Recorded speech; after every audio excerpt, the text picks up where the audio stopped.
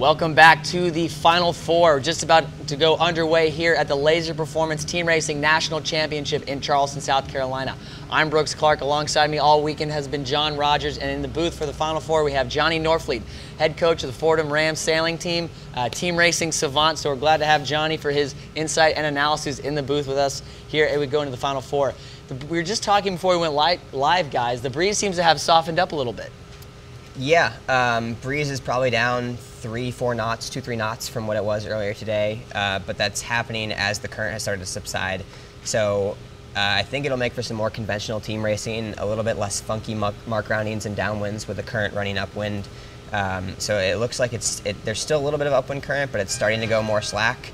Slack tide was supposed to be, I think, about a half hour ago, but it's still running slightly upwind. So we'll still see a little bit of that, but with the current dying and the breeze lightening up, this should make for a really good Final Four of some traditional, medium breeze team racing, which is kind of what the crux of it. Yes, exactly. Yeah, so looking at we got going into the Final Four, we have the College of Charleston Cougars tied with the Yale Bulldogs, both at 18-4. Georgetown sitting in third at 17-5, and BC might have a little bit of outside help right now. They just have to win all these races to have a shot at that podium. Or a shot to win even, but BC sitting at 15-7, and we got races cooking underway, guys. But before we go live over to the broadcast, any predictions from you two? I think it's be hard to beat Yale. I think they've just methodically moving slowly, getting better and better and better, and I just think that's going to stay. I have a feeling Charleston's going to have a hard time beating them. Yeah, I guess, Yale is the team to beat. Charleston's going in as the #1 seed, but they're tied on record, and Yale is the now 4-time defending national champion, with a lot of these players being a part of multiple of those wins. They're the team to beat, and this is crunch time where they've been best. Though this year is unique in that it's the first year that they've really come in without the regatta clinched like they have in the past few years, or very close to clinched. But my prediction, I would say, is that, and my hope is that it's going to come down to the last race between Charleston and Yale, the last race of this top 6. I think there's a good chance we see Yale and Charleston win out up to that point, and it comes down to who beats who in the last race of the regatta, which is what you want to see as the spectator. Right, absolutely, Johnny. I think I'm going to have to go a little bit homerism right here. I think the Cougars are going to pull this one out. Been sailing well all year, or not all year, all weekend in their home waters. Very comfortable, very relaxed, and they're very fired up, I know. And got to think head-to-head on the tiebreaker, they would own it with Yale if it comes to that. But we got racing underway right now here, folks. Race 1, Yale Bulldogs versus the Georgetown Hoyas. Yale in the red, Georgetown in the yellow, and we're underway at the Final Four. So the Laser Performance Team Racing National Championship. Off the line, looks like Yale has that pair at the pin, with Georgetown just kind of holding on here. Georgetown's got a boat spinning at the boat, so Yale off the line with at least 2 pairs, potentially 3 pairs. So off strong for Yale.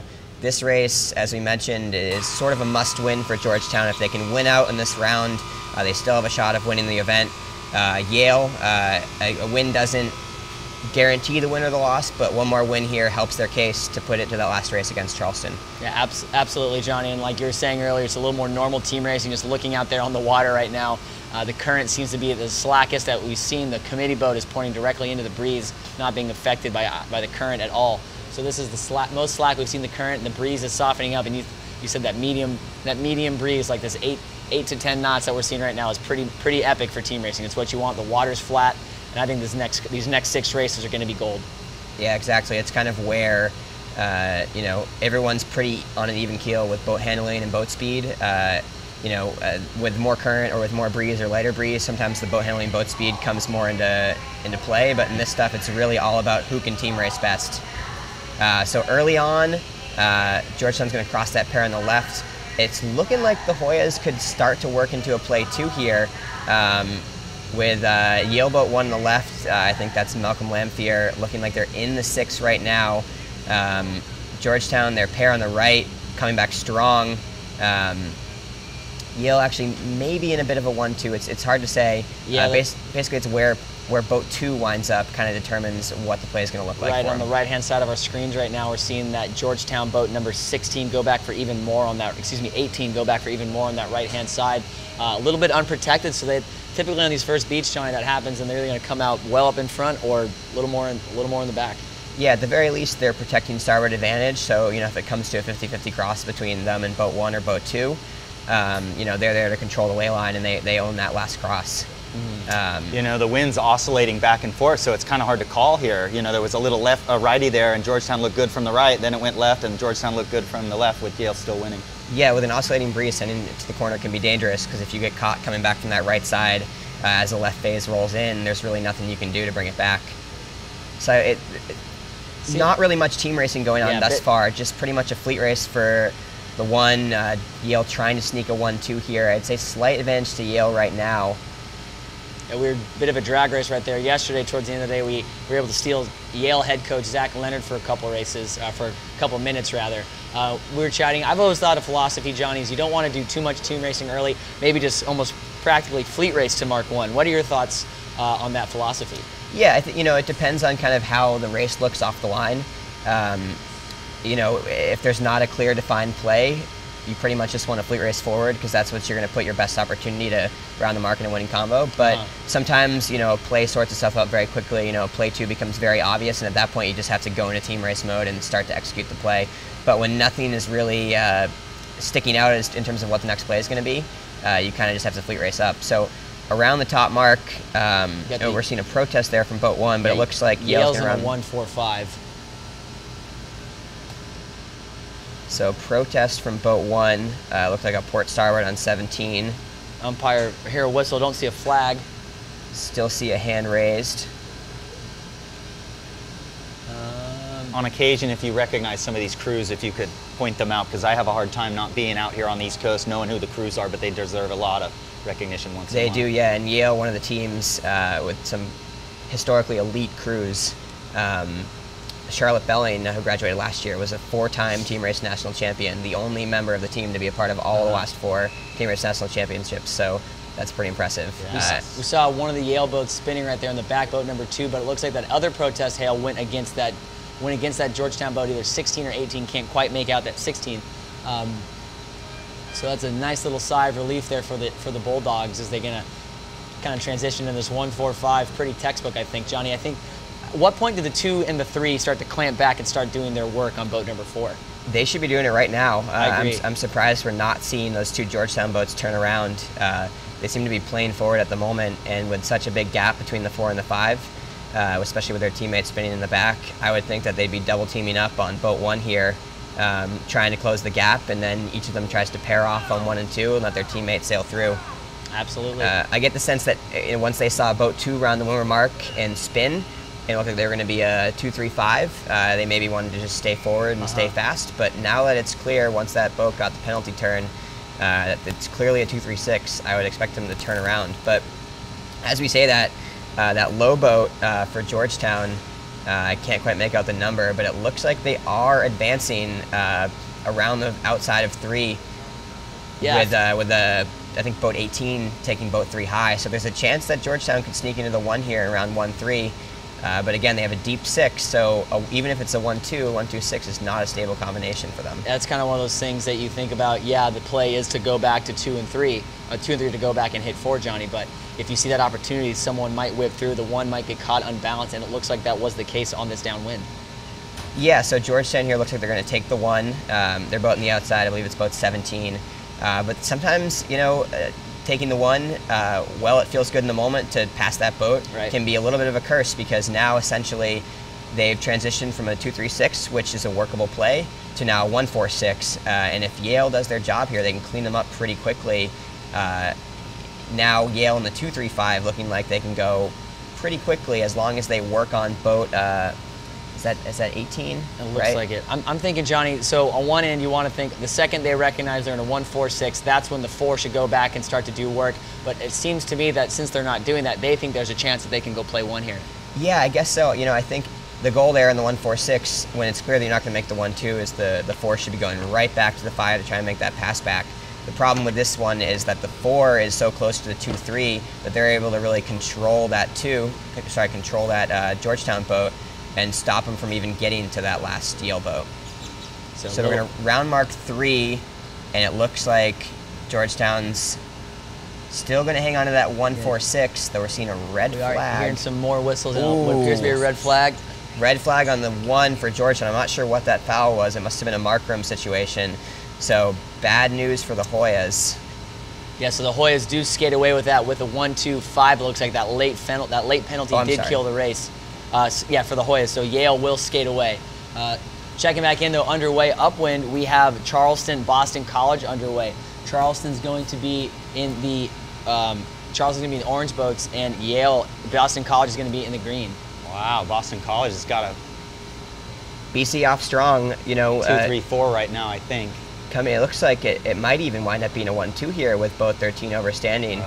So a strong first beat for BC. We mentioned coming in that they don't have a shot of winning, but they do have a shot of making the podium and playing spoiler to any of these teams. So a win here over Charleston, would have dire implications for the top teams, and it also bounces BC forward to a chance at the podium. Yeah, especially as Yale is putting the smack down on Georgetown right now. It just consolidates everything and maybe gives Yale a little bit of breathing room, but still plenty of race course left as BC does round in a 1-2. But however, we're seeing a protest tail from boat number 11. Maybe a little bit of contact. So 3 Cougar boats are able to sneak in there at the windward mark. So while BC does have a 1-2, a wall of Cougars right on their tail.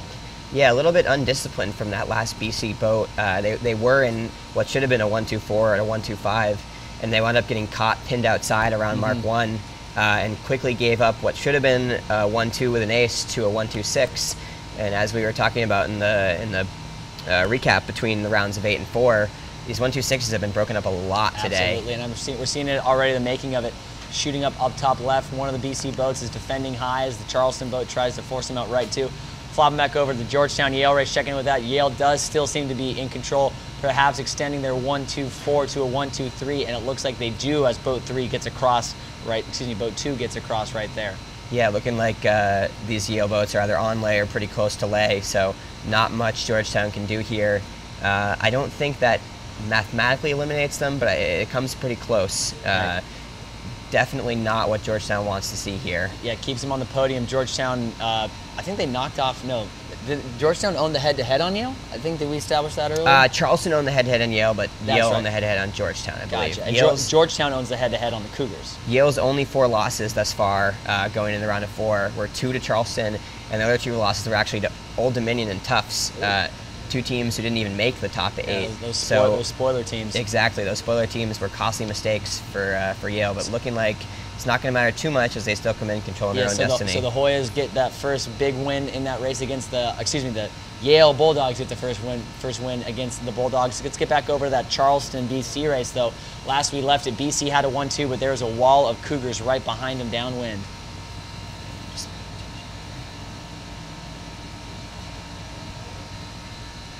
Yeah, it's looking like BC's still hanging on to that 1-2-6. Interestingly, the way that Charleston went to go about this chase, it's actually made it a little bit easier for BC because BC's essentially paired off with both boats. Right. Charleston not opting for a double team. So, it's on BC to basically balance these 2 pairs coming in. And doing their job for them. We're seeing it a little bit right there over on the top, the left-hand side of our screen, the orange Charleston boat trying to get around, break that overlap, and force them to reestablish their proper course. Whereas the boats on the bottom right corner right now, approaching Mark 3, are... So essentially right now it's sprung into a 1-3 for BC. So that last BC boat is trying to prevent the Charleston boat from jibing across, getting back, and being able to make a pass back with their teammate. So we see 15 here slowing up, trying to prevent boat 10 from getting across their teammate's bow. And it looks like they're still going around the 1-3, but at the very least, Charleston's not going to be able to complete the pass back on the run. And so, Johnny, why didn't 10 recognize that they weren't in the position to do anything anymore and go back to try to double team that BC boat last minute? That's essentially what they should have done, but I think they were so advanced forward, bow forward on that BC boat that maybe they got suckered into thinking that they could play forward and play for the 1. And just being that bow forward, it's really tough to wiggle your way back without being controlled coming back. So their best option was really just to get around. Yeah, here we go. They round in that 1-3-6, very unstable, and just like that, 2 Cougar boats get over the top of that BC boat right there in the middle of our screen. So the Cougars now seem to be in a 2-3-4 to convert that chasing in a 2-4-5 right into a 2-3-4 right around Mark 4. So they can set up their weave quickly. I think that's going to be a nice comeback victory for the Cougars. So the right move there for boat 10, slowing up boat I think that's boat 13 on the outside and allowing their teammates to sail over the top. So right now they're in kind of a weak play 2.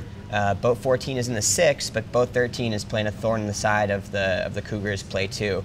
So they have to work together, boats 12 and 10 in particular, to squeeze out boat 13 while their teammate sails free to the right, and it looks like they're doing that right now. So Charleston sort of sneaking into a play 2 as we speak. Yeah, boat 14 for the Eagles right there, the closest boat to us, right in the middle of our screen. They are unprotected. They are farther down the race course, but the fact that they're just in their own lane right now might give them an opportunity to gain some of this ground back up. Boat 15 here doing a good job in the 1 of trying to disrupt this weave. Now we see on the left boat 12 being able to tack, cover boat 14. So Charleston's working pretty well into this weave. It looks like boat 11 might have just taken the 1 right there. I don't know if that was what they wanted to do. Yeah, interesting move here by Charleston, taking the 1. On one level, it's nice to stay disciplined and keep the play 2, but you know, taking the 1 can be a risk because you might wind up losing it to a 1-5-6. Absolutely. But in this case, it looks like they're at worst a 1-3, and their teammate on the left in 12, I think, is going into gap insurance mode, so that at worst case, if they wind up in a play 4, it can always default to a 1-4-5. Exactly. Right. So still a shot here for BC. They need to slow up boat 10 and get their teammate, their last place teammate, free to the right, which they're actually starting to do. Not sure, this race isn't over yet. Yeah, absolutely not. That boat farthest away from us, that BC boat, looks like number 13. Sorry, my eyes adjust to the screen from the sun on the water, so it's a little hard to see what the numbers are right away. But no, BC absolutely doing everything they can to try to get their way back into this race. We see farthest left, that farthest left pair, that BC boat in the middle, looks like boat number 15 is just being a thorn in the side, not letting that 10 and 11 boat pass back happen. So 15 is just trying to hang on to this boat 10 and 11 pass back while their teammate in 13 goes off to the right to try and spring through their teammate 14. It looks like it might just be too little too late. As boat 12 is now sneaking out to leeward of boat 13. So it's looking like the Cougars are going to hang on to a 1 at worst 4-5. Assuming they're all on the ley line, they are. Boat 1 gets, 11 gets a 1-3 for the Cougars, maybe 1-3-4. Looks like a 1-3-4, maybe 1-4-5. Wow. Yeah, that's very fascinating to listen to you guys. But we heard hold on, we just did hear a whistle right there at the end. It might have been a green flag, seeing if anybody's going back to clear themselves. I don't think they are, so the Cougars get a big win there over the BC they're celebrating. Eagles. So if you're out there and you're a team racer, a former team racer, whatever, this is, I mean, I'm just like a kid in a candy shop listening to these two guys go back and forth and show you guys all the thought process that's going through these 20-year-olds' heads out there on the water, and they're all thinking these same things, aren't they? Yeah, exactly. They've seen these situations over and over again in practice, over and over in their events this season. So it just comes down to executing. You know, all the teams, you know, very few of the teams play situations that differently. They all kind of have the same approach to every race. So you know what to expect from your competitors. You know what to expect from your teammates. And it's just a matter of executing the play. Yeah. And Charleston did a great job there on that last beat of cleaning it up and rounding in at least the 1-3. Yeah. So we got to throw some more thank yous out there. Again, U.S. Sailing, thank you so much for powering up our live stream coverage here. It's just wonderful to work with Light Y and John Colby, who provides the on-the-water wireless here, and he's worked with the Yorktown to get all of that functioning well. And, you know, Granite River Studios with Kent Rich, the technical director. You know, the cameramen, Corey and Colton and Harry with them, and Deegan Media, Dan Egan. You know, Dan just went into the Skiing Hall of Fame. Did you know that? Did he? Yeah, him and his brother. Congrats to Dan. Just inducted into the U.S. Ski Hall of Fame. And thank you to College of Charleston as well. Greg Fisher and his team have just really done great, and will be starting up again in a couple days here with the Co-Ed Nationals. Yes, so we're going to take a quick break while this rotation gets underway. The boats are already making their way back out to the race course, so we're going to take a quick break, throw to a commercial from presenting sponsor Laser Performance. We'll be back with you shortly.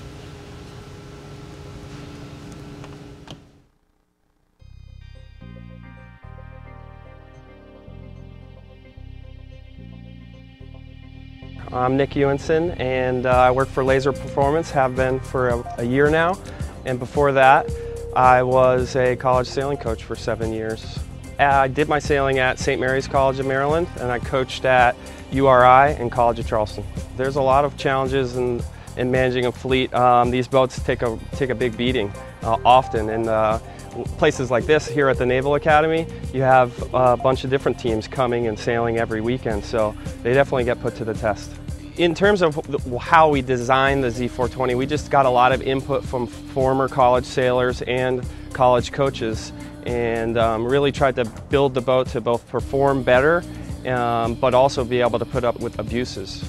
The big sales pitch of the Z420 is we took a boat that has been in use for many years with a classic hull design and brought it into the 21st century with modern building practices. The boat's now cored and infused. It's a one-piece deck, so it's much stiffer. The centerboard box is now part of the deck and has been beefed up even more, being a whole lot stiffer. And this is an area where it takes a lot of abuse with crew's feet banging up against it. So we've really beefed up the whole centerboard area. The bulkhead is a big deal for the Z420. It not only supports the deck, but also keeps water from moving up into the bow, something that was really problematic with the old version 420. So the whole boat, as a result, is more buoyant, and therefore, when it rights itself after a capsize, there's a lot less water in the boat. The Vang is a little bit more powered up with an extra purchase here, and now it's led back under the trunk, split to both sides of the boat here and led amidships so that both the crew and the skipper have access. The keelson is now a foam spine that runs from the stern all the way up to now the bow knuckle, whereas before it was a tank that really didn't do much at all. This keelson really adds to the stiffness of the boat and is also a really nice place to keep your feet and keeps the skipper and crew connected to the boat. With the stiffness, you know, when a puff of breeze hits, you actually feel the boat respond much more than a traditionally built open molded boat. Here at National Championship at the Naval Academy, the feedback on the Z420 has been great. I mean, we've seen some light breeze in general, mix of conditions, and we're seeing the boat respond in all the conditions, even the light stuff where, you know, back older versions, 420s, people might not have been psyched to jump in those boats in the light breeze. You know, when people were getting their boat assignments before the regatta, people were excited to get in the Z420.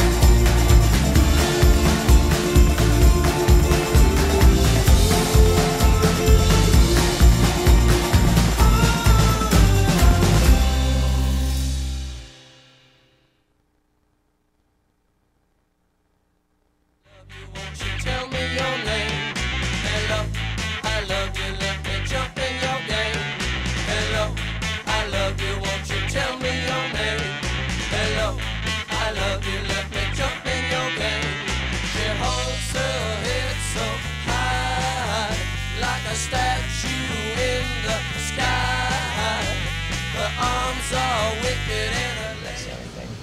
Not again.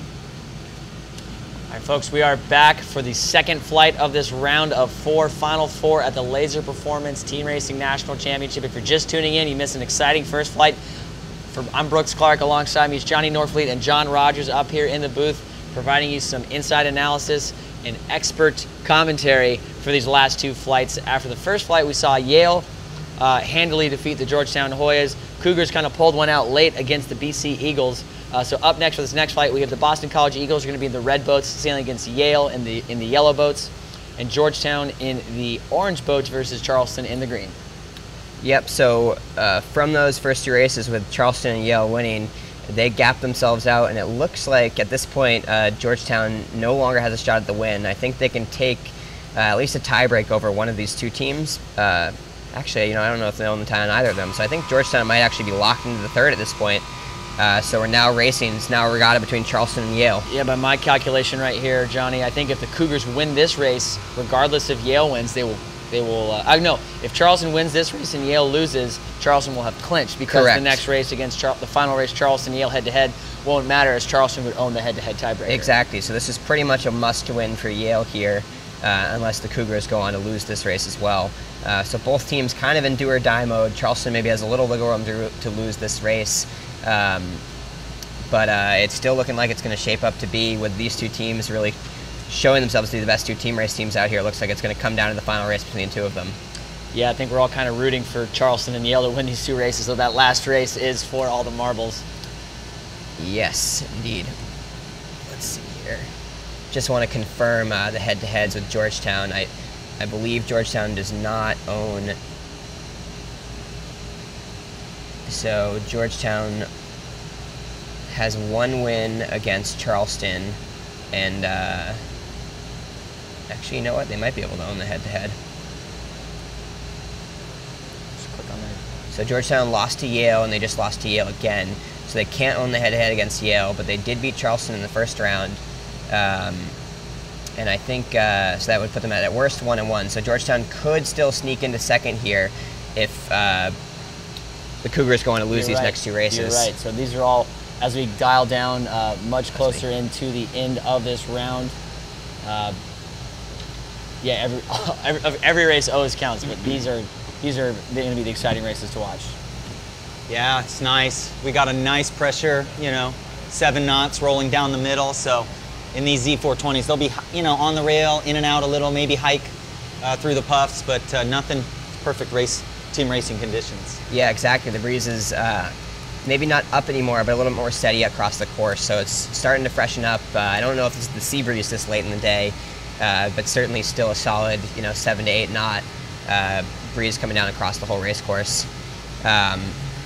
Just to confirm, in terms of the way the tie breaks work, my understanding of it is that because these teams have all met at least once, if it does come down to a tie at the end of the regatta, the way they break that tie is in the head-to-head record of those teams. So if it comes down to the end of Yale and Charleston tied, it comes down to who beat who more times. And because they face each other an odd number of times, that being 3 times in this regatta, whoever owns that head-to-head, whether it's 3-0 or 2-1, would win that tie. That's how I understand it. I'm sure we'll have to dig deep into the ICSA procedural rules and see if we can confirm that. But that's how it seems that's always been the last couple of years, at least. Yes. Since... Ooh.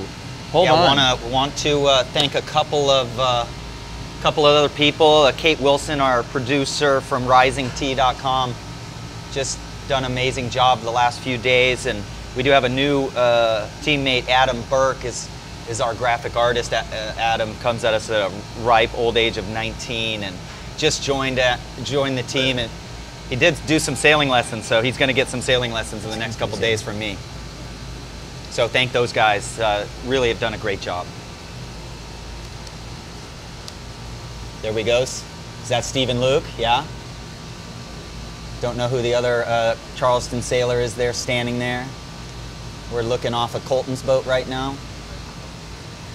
Yeah, we're trying to dig up. We were joking about the procedural rules, and they did come out with new procedural rules for the 2017 year, so we were trying to confirm that the head-to-head ties still do matter. So we're digging through some fine print right now. Johnny, I'll confirm with, I'll defer to you, Johnny, on interpreting that rule.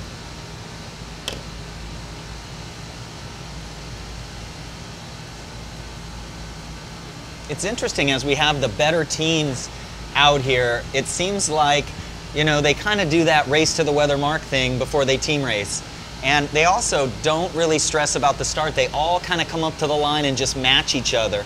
And that's a conservative style that I think shows confidence and skill. Like they're trying to, all the good teams tend to use very similar tactics and strategies. So we just heard, go ahead, Johnny, sorry. Yeah, exactly. These, you know, the team racing playbook has, you know, pretty much become standard across all college sailing teams. So everybody really, with a few, you know, minor exceptions, most teams approach all the plays pretty much the same way. So it just comes down to seeing the situation, seeing the play develop, and being able to execute. As we off the line here, BC Yale underway. Yale in the yellow boats, Boston College in the red. Yale seems to be a slight advantage to Yale with boat 1 from BC. Pin. Well, as we say that, actually, hard to say. I call it about an even tie with Yale winning the pin pair, about even with the back pair, and BC winning the weather pair. Earlier this week, Johnny, we were talking about how you devolve team racing into pairs and who's winning a pair. If you're winning 2 pairs, chances are you're likely winning the race or in a position to do so. But oftentimes the pairs are tied, or it's very difficult to tell which side has an advantage. So right there, you were talking about some of these pairs being tied. I think just too early in a race to really see the difference. Oof. Yeah, nice cross right there for 3. Yeah, so we saw 18 go for a tack to attempt to cross 2, and they actually didn't get the cross on them, forced a double tack, which allowed boat 3 to then get across both their bows. So slight advantage to BC now, as 2 is leading boat 18 and 3 is now going to slow boat 17. So they appear to have the 6 in boat 1, but they're looking like they're going to start to sail away into a 1-2. But as we've seen throughout this regatta, if it does wind up rounding into 1-2-6, it's by no means over. Absolutely, very unstable combination. We've seen that broken up so many times. As I look back at the starting line, I see a couple Charleston sailors looking at the race ahead here. Oh, absolutely. And they're probably seeing that, what you just said. I mean, you're probably looking at, you know, you want to focus on your race, what you got going on, but I think Charleston, as we just broke down, if Yale loses this race, I believe Charleston clinches, and I think they might know the same thing. So they're, don't be surprised if you check them. Keeping their head on a swivel, peeking back in with this race. Yeah, exactly. So if Yale goes on to lose this race, you know, if BC wins and Charleston goes on to beat Georgetown, then Charleston will have clinched the event going into the last race. But this race, neither of these races are over yet, so we'll have to see how they sort out. Just confirming, double check the procedural rules. The way the tie breaks do work is as long as the teams have met more than once, it goes to a head-to-head. So the teams have all met 3 times at this point in the regatta, so a tie goes down to the head-to-head finishing between the 2 teams, the head-to-head record. Just to show you how deep in the rulebook we went for this one, folks. Section C, Rule 25, C.2. C2, yeah, of the ICSA procedural rules. Knowledge. So, you know, earlier in the competition here yesterday, I saw some teams that I thought were pinching and teams that didn't tack very well. They come out of their tacks too close to the wind and stuff. And then we watched some of those really good tacks coming off the line here, and you see how far around these guys spin the boat, and they're just so much better at not doing what we call, you know, praying for a lift type situation where you just point extra high hoping something's going to happen and it doesn't work. These guys just tack so well. It's such a hard thing to see for the average. Yeah, these teams, all of these teams, with the exception of Georgetown at least, all these teams have 2 fleets of boats. They sail the Z420s and the FJs at home in practice.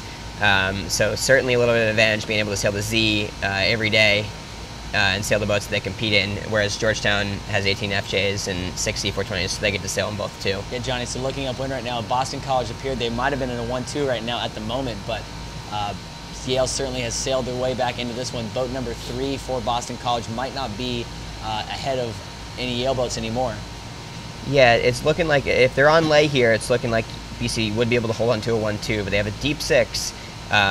So Yale will have the freedom to, at the very least, chase down that 1-2. We might see what you've been saying on these other runs is the double team. We might actually see that because we haven't seen it yet. And Johnny, you just kind of refuted everything I just said.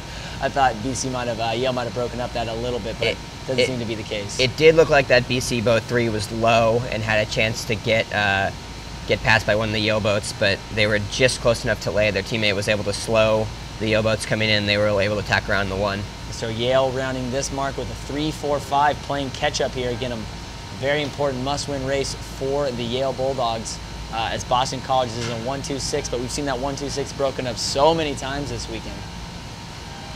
As we're watching this race now, just heard the go signal for the race between Georgetown and Charleston. We'll check back in with that race shortly. So BC still extending in the 1-2 here. It looks like it's a little bit of a reach on this down, a little bit more of a port reach, which favors the leading team, makes it a little bit harder to chase. So in that last race, John, we were talking about how you want to chase down the 1-2. We saw the, I think it was the Yale Boston Georgetown race. They split and didn't double team. I think it looks like we're kind of seeing the same thing. It doesn't look like anybody's really double teaming right now. Yeah, well, it looks like right now that BC is far enough ahead that the Yale team can't really get to their breeze and affect their breeze. That makes it easy on BC. They're just going to sail the fastest course to Mark 4, or Mark 3 rather. So back over, we just saw that start, Georgetown, Charleston. Georgetown in orange, Charleston in the green, underway, cooking. Pretty split, even start, I think, at the moment. Looking like, actually now seeing, these colors are hard to see in the light, but these highlighter colors, but it's actually looking like now Georgetown off to a pretty strong lead. They're owning at least 2 of the pairs, potentially this third pair on the left with boat 11 and 13. So Georgetown looking like they might sneak off to a 1-2 early. So end of regatta implications for these teams. If these 2 races stand, if BC wins and Georgetown wins, Yale and Charleston would both get losses, but that would still mean it comes down to the final race between the 2 teams. Yeah, so Charleston and Yale need to have the same result for it to come down to the final race. Yes. Yeah, so 13 will get spit out the back here pretty soon. So Boston College, again, continuing to extend that lead, checking in back there, but upwind Charleston and Georgetown. Yep, Georgetown just kind of extending their 1-2 here. They're pretty much in fleet race mode. They're lightly covering, they're fleet racing, but they're at the very least a 1-2-5 from what I can tell, with boats 10 and 12 being their 1-2. Yeah, boat 12 out there for the Hoya is very in a great position right there on a completely different board, going out more tacking to cover those 2 Charleston boats that are getting out there to the right-hand side. Interesting. Do we know who's sailing right now for the Hoyas? I know they've rotated their skippers around a little bit. It looks like they've had junior skipper Roger Dorr sail almost every race, and then they've rotated between Sean Sagerbloom sailing a lot of the races, and Will Logue and Campbell Deliskew rotating back and forth. So I'm not sure what team they have in now. All these guys, a pretty young group, with Will and Sean both being freshmen, and Campbell a sophomore and Roger a junior. So regardless of what makeup they have out there now, what composition of those 4 skippers they have, all of them will be back next year. So though right now it looks like Georgetown no longer has a shot to win the event, this is a really good young team, and they're showing it now, putting a hurt on the Cougars. Yeah, definitely looking like they have an opportunity to podium, and that's got to be a huge confidence booster for these young kids, and some of them their first nationals, already hitting the podium. Yeah, to come in as a freshman and be on the podium of Team Race National is a pretty impressive feat, and to do that with 2 freshman skippers, I don't know the last time that's happened. Yeah, we'd have to dig into the archives for that, no doubt. Approaching Mark 1, though, we do have the Hoyas still in a 1-2 lead, but boat 14 for the Cougars might be in a position to maybe get a piece of boat 12 when they tack back here. What do you think, John? It looks like from the shot, they were wound and inside, but boat 12 on lay, so they're going to be able to sneak around just barely, using that mark as a pick. But 14's close behind, so it's going to have an opportunity to break this up. And we'll have to see this last pair. This will determine whether, and it looks like here we are again with a 1-2-6. This seems to be the trend today. Yeah, wow. And Yale's about to lose that race, guys, in the next 2 minutes. I think they're done. BC trucking upwind right now, running away from Yale. Yeah, we really need Georgetown to win that race. We really have to come down to that last race. Yes. So with BC looking like they're going to sail away with this race in the last beat, if Charleston can come back from this 3-4-5 here on Georgetown, then they clinch the regatta. If not, if both these races stand with Georgetown and Yale winning, or sorry, Georgetown and BC winning, then it still comes down to the last race between Charleston and Yale. Yeah, BC is just going to be celebrating. I wouldn't be surprised they celebrate harder than the Yale women did after they won the Nationals. It was kind of anticlimactic there.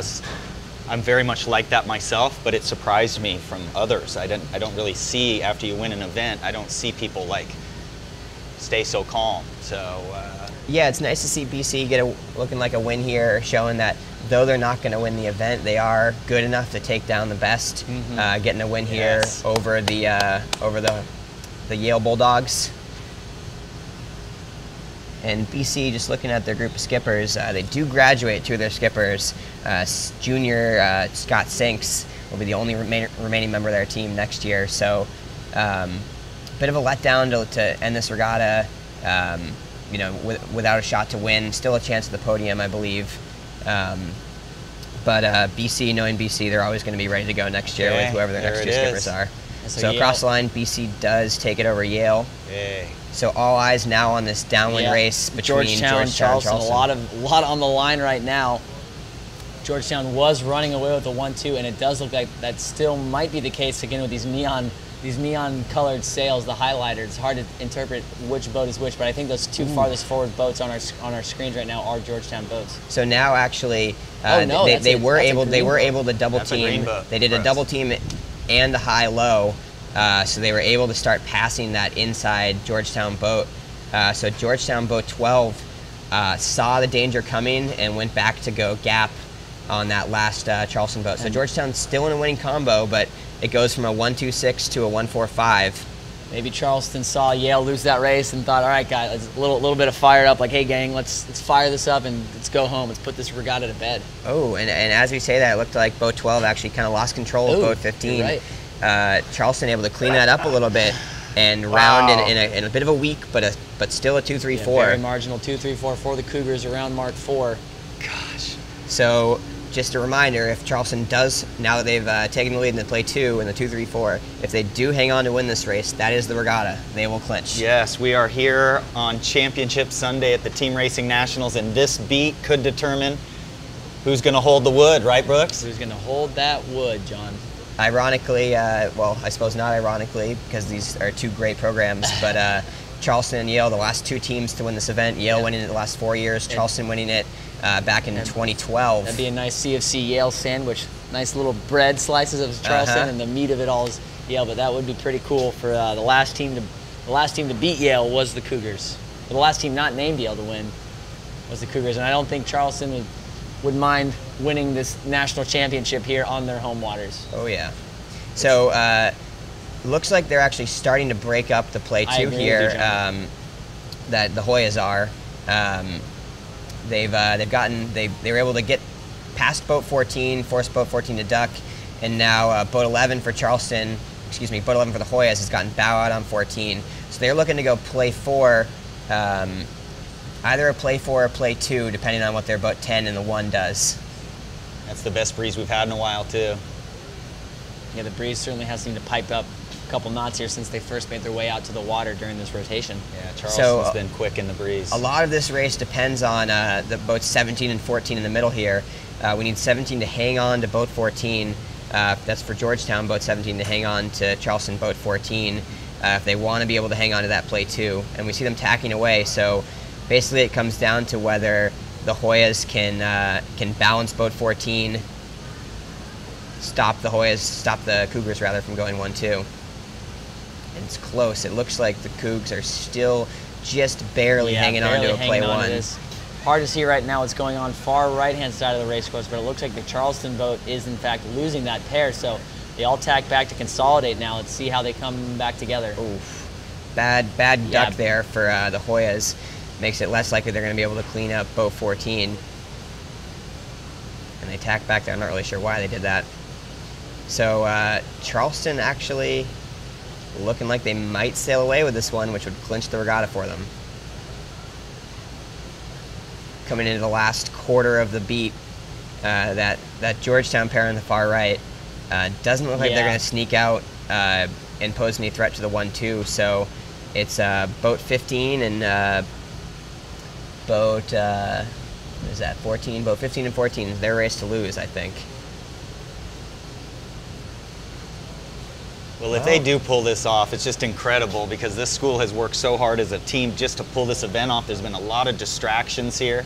You know, their whole team has been working on this. Their coach Ward has been working on this event hard, and so to keep it all together and top of the beat, getting a little bit fluky. Very big hole right now they're sailing into. We're Boat seeing 14 a bit of looking attacking duel between Georgetown and I don't think any of those boats are laying the line yet on the either. left. Maybe boat 10.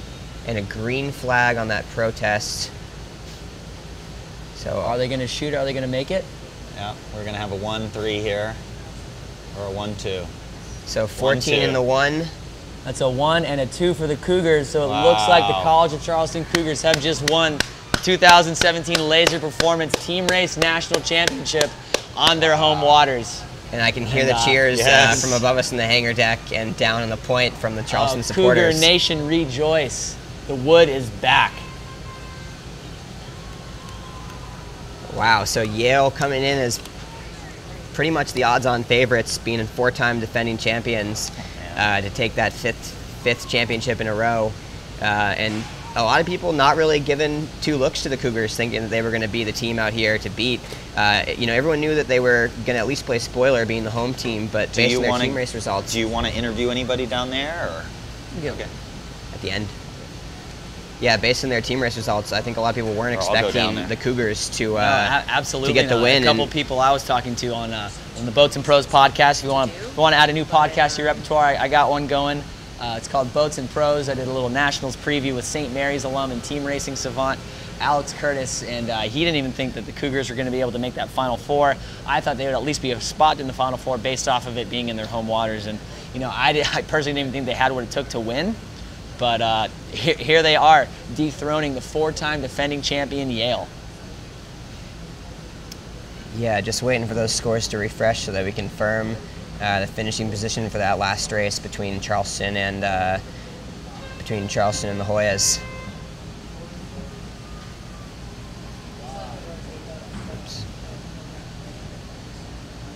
We're going to see some excitement down here on the dock as Cougar Nation, I'll say we can rejoice as the wood is back in Charleston. Again.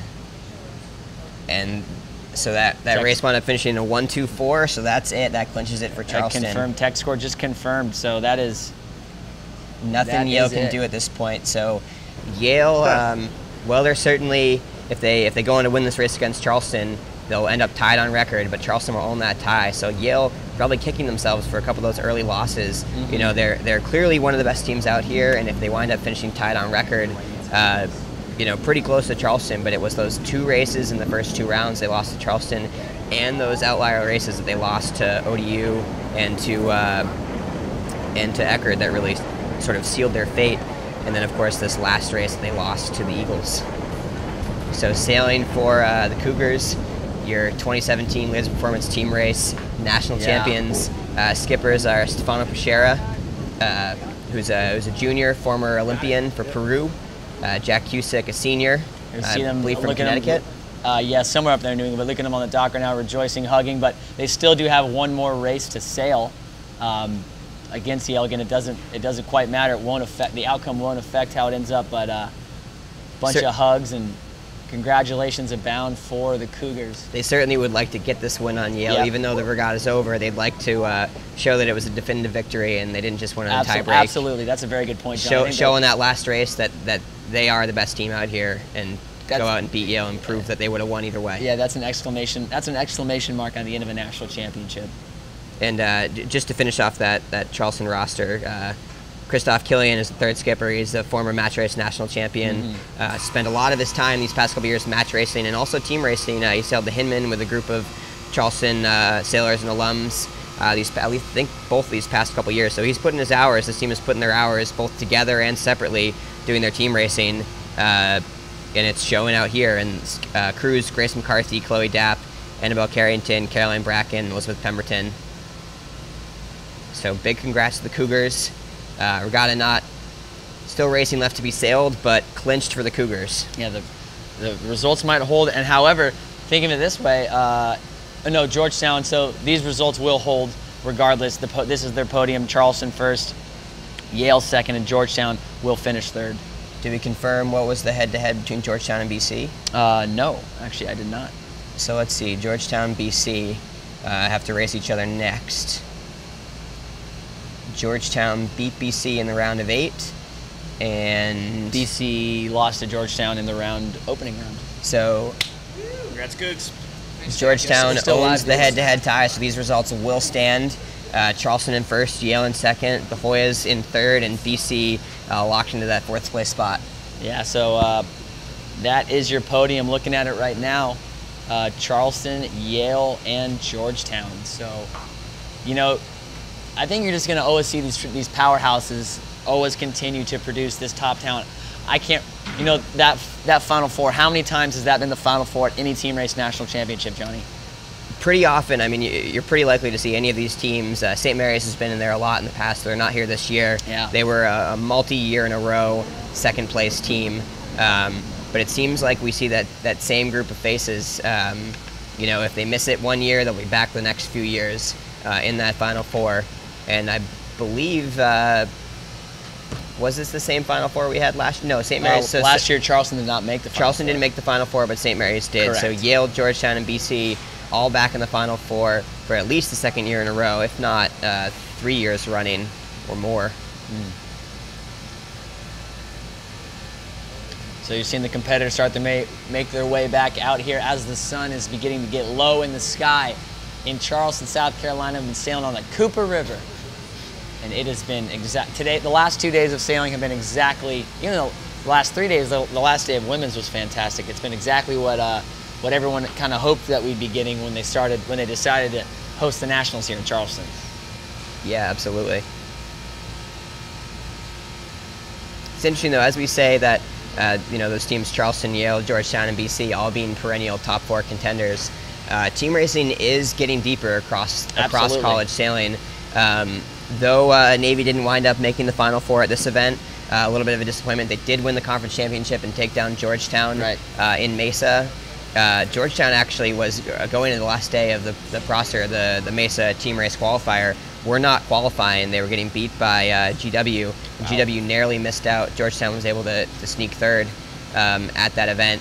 So clearly they've cleaned it up since that event to go on to finish third here, but certainly have proven that other teams can beat these contenders. Though these contenders are there every year, more and more we're seeing teams start to challenge them for their dominance. Yeah, and so, I mean, I don't know, I kind of want your insight, Johnny. You're an active head coach here in college sailing. So many good teams don't even get to make it to nationals. You know, your guys, the Fordham Rams, St. Mary's, always a tough team to sail against. George Washington, a new program up on the rise, up in Nisa. Dartmouth didn't make it. I don't know who else didn't make it. I can't even.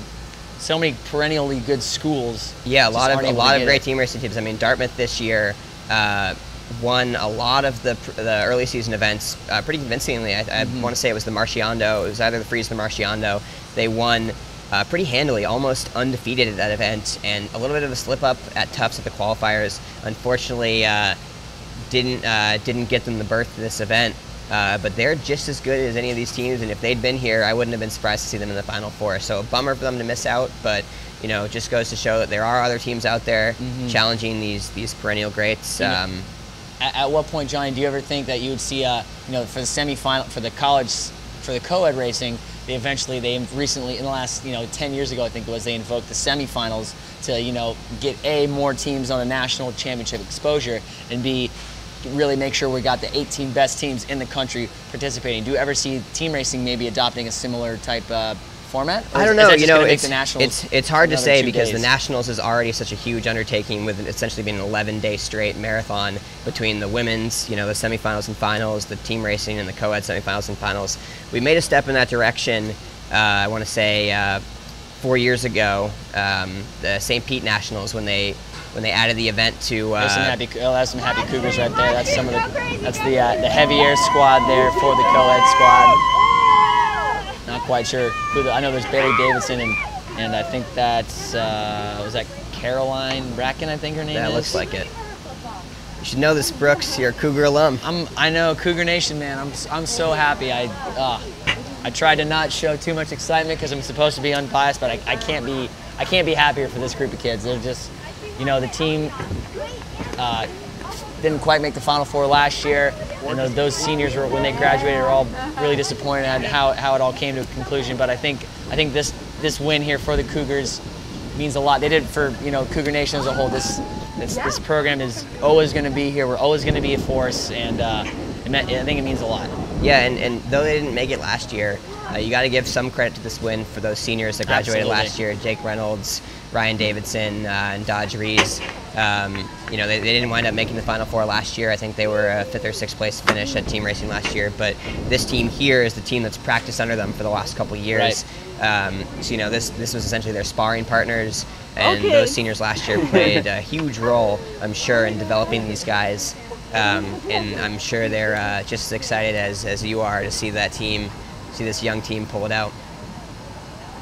But just as we're waiting for these last couple races to start up, to answer your question about the semifinals, I think we made a step in that direction in College Sailing when they moved the event to from 14 teams to 16 teams. It used to be that in the 14-team team race event, the top 8 was pretty much a foregone conclusion between the 3 Mesa, the 3 NISA, the Pacific Coast, and Charleston. Now that we've got 4 teams from Mesa and 4 teams from NISA, it's a fight. We've seen it these last couple of years to get into that top 8. Almost what could have been a 6-way tie today. There was a sail-off last year for the spot. So the Nationals event is certainly getting better with teams. We've got Tufts and ODU and Eckerd just missing out in the event this year. Right. And it was that close to being 1 win here or there from being a 5 or a 6-way tie sail-off to get into the round of 8. So the event's certainly getting better. I know a lot of teams out there, like the Dartmouths of the world, those teams that have been consistently in the 5th or 6th range in NISA and Mesa, would certainly like to see a semifinals. Right. Whether it's something that can be done or not, logistically, I'm not sure. But I think there's certainly going to be that conversation in the coming years in College Sailing. I know there was long sense of talk about trying to split the seasons, maybe doing fleet race one season, team race another season, and that would allow for maybe a team race semifinals to take place. So I don't see it happening in the current College Sailing format, but I'm sure it's a conversation that'll be had down the line. I'm just trying to imagine this event if it was truly the 16 best teams, 6 teams or so from each Mesa and NISA, a couple teams from SESA, and a couple teams from Pacific Coast, with UCSB, Stanford, Eckerd, Charleston, and 6 teams from NISA and Mesa. That would be a dogfight of an event, 16-team event to sail. So it would be cool to see that. But I think what we have now is a pretty good event, and it certainly, while it may not include everyone, it definitely picks our best national champion and gets the best team race team there.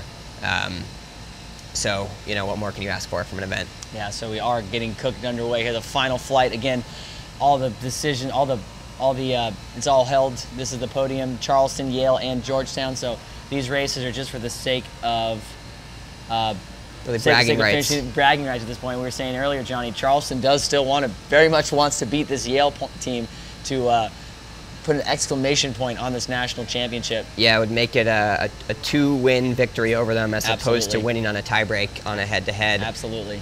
So while they're clinched, they would certainly love to win this race. So just under 1 minute now, we've got the race between Georgetown and BC. Unfortunately, I believe this race also inconsequential to the final result, but I think BC would like to take a win off Georgetown, and Georgetown, just like Charleston, would like to prove that they're clearly the 3rd best team here.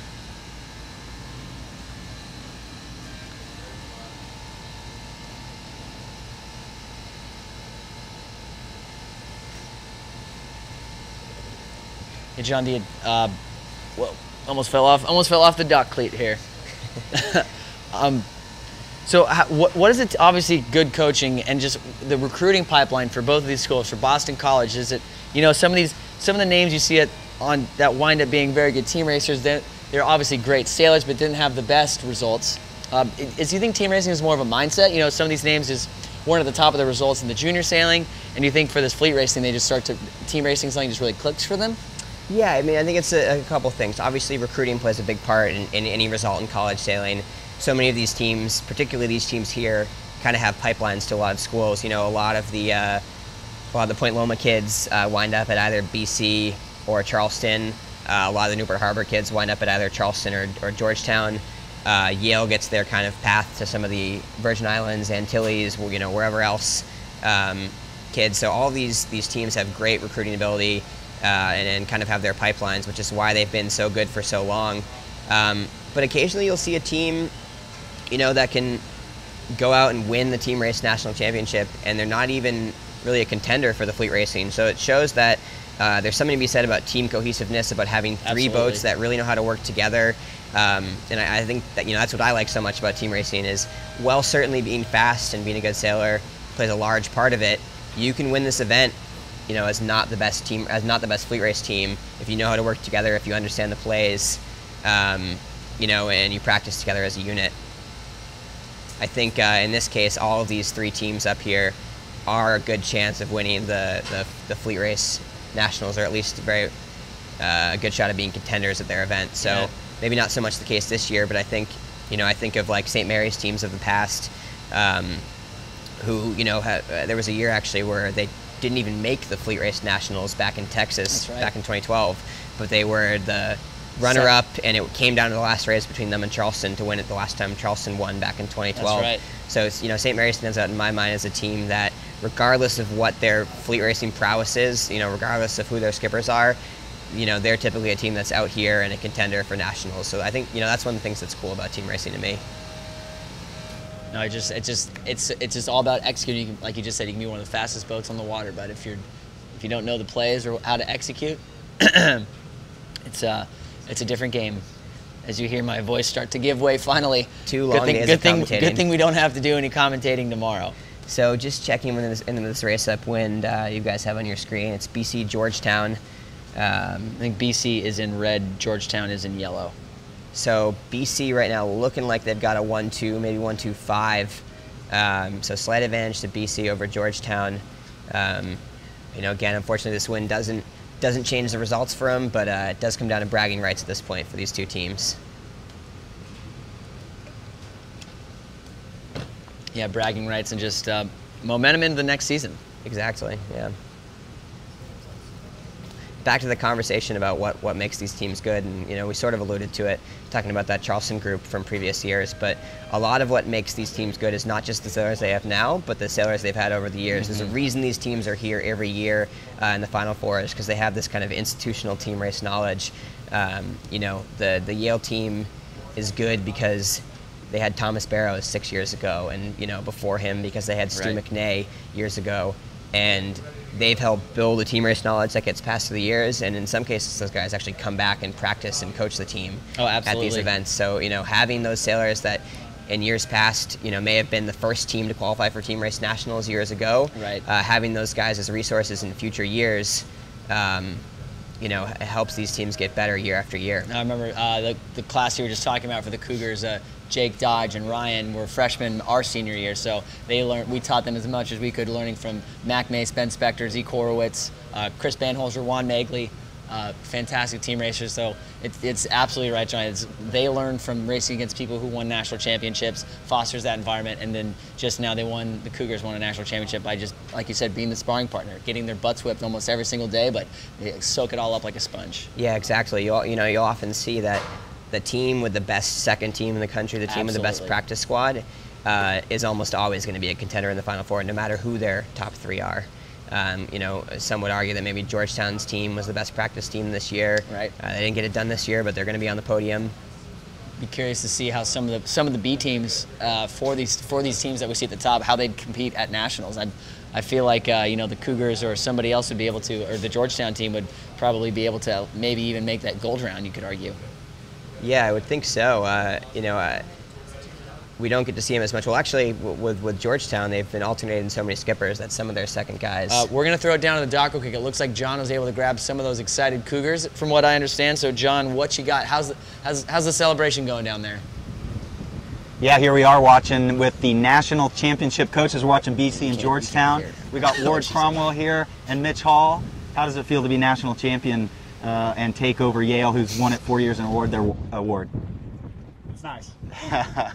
It's real good. Very good. And so the team's going to celebrate here right off the end dock, and you've been coaching here, Mitch, for 6 years, Ward for 12 years. What makes this program so special for you? I think the support we receive from the community and the team, the staff, everything that everyone does to really give back to the community.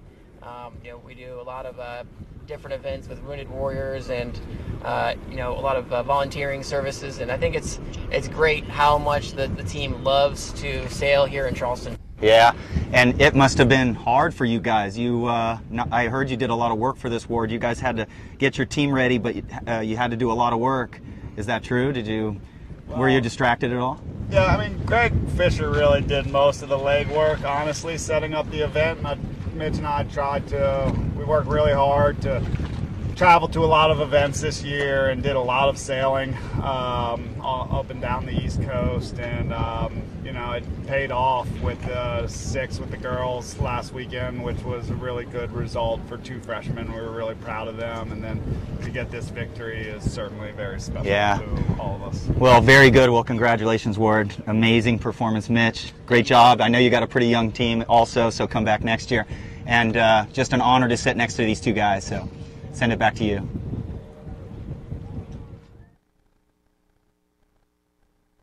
Welcome back. Thanks for that, John. It was good to hear from old Coach Cromwell, and I don't know if he said anything, but old Mitchell Hall, the assistant coach, he's been here for I think he's been with the program for about 6 or 7 years now. 4 or 5 years at least now, yeah. I think he joined my junior or sophomore year. But very happy Cougars, and I know they're going to get right back to work because they got another national championship coming up later this week. Obviously, we have tomorrow off. Johnny, we were talking earlier. When's the last time they completed the 3-day team racing nationals in 2 days? I'm not sure. I know it happened on the high school level a couple years ago. Run out at MIT. MIT notorious for ripping off races, team racing. Mm-hmm. They were able to complete the Baker Trophy actually in 1 day. Wow. But no, I don't think on the college level it's ever happened. I mean, it's 154 races to be sailed to be able to get through that in 2 days. That's impressive. They ripped through 100 races yesterday. Obviously, the rotation slows down a little bit when you start to get into the round of 8 and the round of 4, but to then rip off another 50 or so today. Good work by the Cougars. Give everybody a day off tomorrow. Give all these teams, especially those crews and those female skippers who are sailing all 3 events, a day to rest and recover before they go into the 4-day semis and nationals for co-ed. Just quickly, checking in on these 2 races going on right now. Charleston and Yale on the first beat in the green and orange, and Charleston's kind of sailing away with this one. Boat 12 for Yale was caught in the committee boat off the line and became a deep 6, and Charleston just got off the line clean. Fleet raced away. They're in a 1-2-3 now. Yeah, we were saying this race is kind of for an exclamation point, and the Cougars are putting that exclamation point in a size 16 bolded font right now, Johnny. They're trying to say, you know what, Yale, even if you hadn't lost that race to Georgetown earlier, we still would have beat you. We're checking the comments on the Facebook page. Lots of Cougar Nation chiming in. Dodge Reese, one of those sailors that just graduated. Russ O'Reilly, a legend of the program down here from Charleston, won the nationals in A Division last time. Last time it was here in Charleston in 2006, I believe. Chambers, Clerk, or no, Becca, he Brent, won. All the homies. He would have won B Division the year they won in 2006, and then he went on to win A Division the next year. That's right. I think at Navy. On the last beat, these 2 races going on, another sail away. We've got who do we have in red again? Red is in Boston College, and green or yellow is the Hoyas. Boston College sailing away from Georgetown here in a wow, convincing 1-2-3. Yeah, and just in the quite literally, as our awesome producer Kate Wilson just noted, they're quite literally sailing off into the sunset as the sun is getting lower into the sky. Oh, that is serene. Talk about another program on the up and coming rise. We got John Foudre, the head coach at the Jacksonville University, the Dolphins down there, making some depth in the SASA division. Great program. They've been so much excitement. The university is super supportive of their program. Yeah, I think they're actually technically a club sport, but really well funded by the university, and they've got the ability to recruit, and they've got a beautiful campus and beautiful location, so they're starting to attract a lot of the Florida kids, who I believe also pay in-state tuition there, so it makes it an attractive option for sailors who haven't in the past been able to go to a school in state other than I suppose UMiami. or USF or Eckerd. USF also being a. But interesting to note about the Jacksonville Dolphins. They're not quite up to the level of the team racing yet, but they did get third at the CESA District qualifier, so they just missed out on qualifying for this year, beating actually USF. And it's usually Charleston, USF, and Eckerd are the three teams you see representing CESA at these events. But having another team that's nationals level quality can potentially, we'll see them later on this week in the semifinals, hoping to get their first qualifying bid to nationals. Yeah, it's good to see them now. A couple years running, they've been in the co-ed semifinals. This year, I think, was their first year in the women's semifinals. They haven't quite clinched that berth to the finals in either of those categories, but they're here. They're among the top 36 teams. They just missed out on team racing. Certainly an up-and-coming team run by John Fadre. And more Cougar Nation chiming in. Allie Bleacher, former Quantum Women's College Sailor of the Year here at the College of Charleston, winning that award back in 2010. Rockstar Sailor. Allie, glad to see you're tuning in. It is just serene. Both of these races are 1, 2, 3 blowout runaways into the sunset as BC topples the Hoyas, and the Cougars are just, maybe the Yale Bulldogs are a little bit disappointed, so they kind of they knew this race didn't matter, where the Cougars wanted to make it known that this one counts. Yeah, a bit of a letdown race for Yale. I'm sure they would have liked to win this race, but I think they probably went in with their heads a little hung. Yeah, heads hung low, spirits a little dejected, knowing that the result of the race didn't matter. You like to think that probably didn't influence their approach, but on some level, on some subconscious level, it probably influenced how they started that race. Yeah, well, it's nice for they've done that so many times with the other competitors. None of these races matter anymore. So the last 4 years, for certain, I know Ian Barrows was looking for to go out as got to be one of the only four straight team race national championship. Oh, he wasn't on the first team down in St. Well, he would. This year would have been. Oh, correct. Well, this would have been his fourth year. This would have been his fourth year, yep. Because this would have been their fifth straight. He would be one of the only, I believe, skippers, the only skipper to ever do that. I think Charlotte Belling was a member of all four of those team race teams. The first 4 Yale wins, but unfortunately, and they don't get it done this year. But no harm on his resume, given that they're now 3-time team race national champions. He's been a 2-time fleet race champion. They've got a shot at winning the fleet racing this year. So Ian still has a lot to be proud of in his college sailing career. He doesn't get the wood this year, but still have a shot at the co-eds, and he's got 3 wood trophies that I'm sure a lot of other people would like to have had in those years. I think nothing to complain about with 3 team race national championships under your belt. Yeah, maybe he can replace that, where the wood trophy would have gone on his bedroom wall, with maybe a College Sailor of the Year plaque. Johnny, who are some of the contenders going into that this year? I feel like it's all been very even. Yeah, well, I think this event really helps Stefano Percheras' case for College Sailor of the Year. Absolutely. To be a College Sailor of the Year, you really need a well-rounded resume, and that needs to include team racing on it. So I think the only mark on Stefano's resume thus far was that he didn't have the team racing results, but now they're going to go out here and win the team race national championship. And he's been a contender in A division at almost every regatta. So you have to think that he and Ian are strong favorites for the award going into this regatta.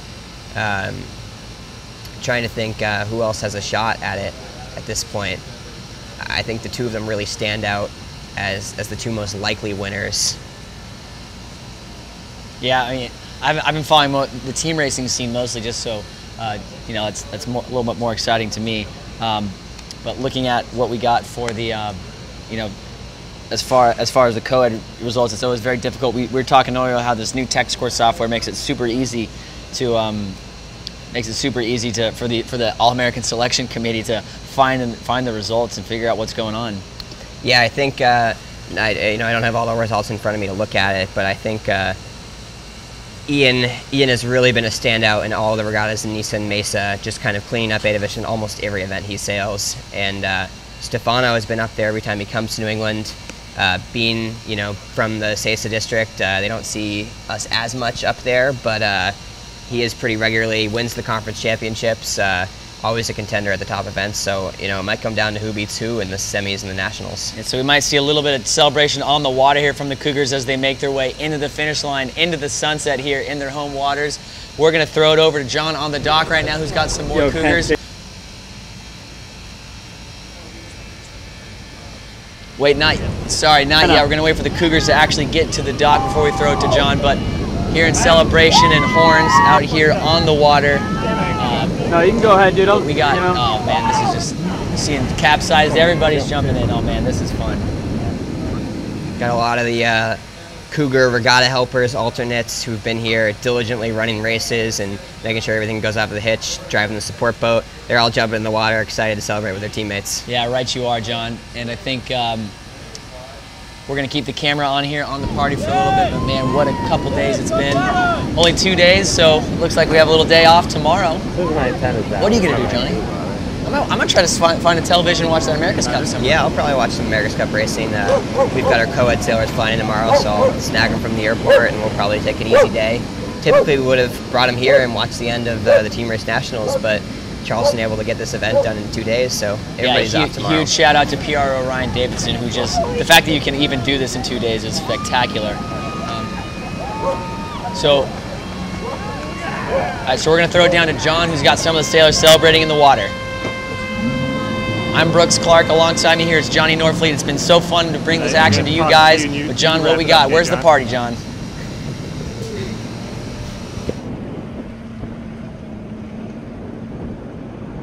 Okay, Charleston's crew going out to celebrate right now, and just a great regatta. We're really proud of the Charleston sailing team, all of the Charleston program, and they should be really proud of themselves. They had a lot to do for this event, and their team just made them proud, and they have a very bright future as well with some young sailors. So I'm John Rogers, and congratulations to Charleston, and we're signing off here until June 1st. Thursday for the Co-Ed Nationals. Please join us, get your friends together, and look forward to seeing you then.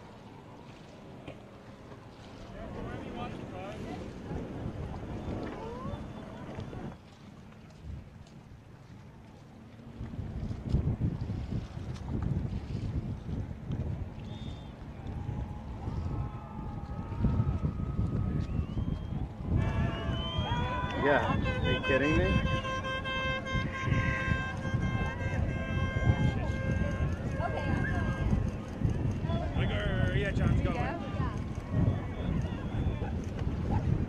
Let me get a shot. You just let me know when you are. Okay, wait. Sorry. Well, hold on. Are they still showing this?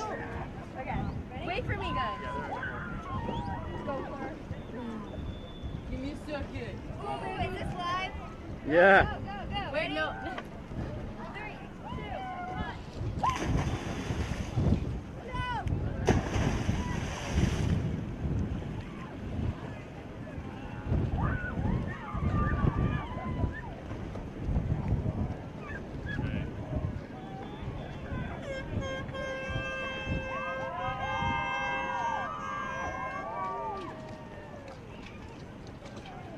Let's go.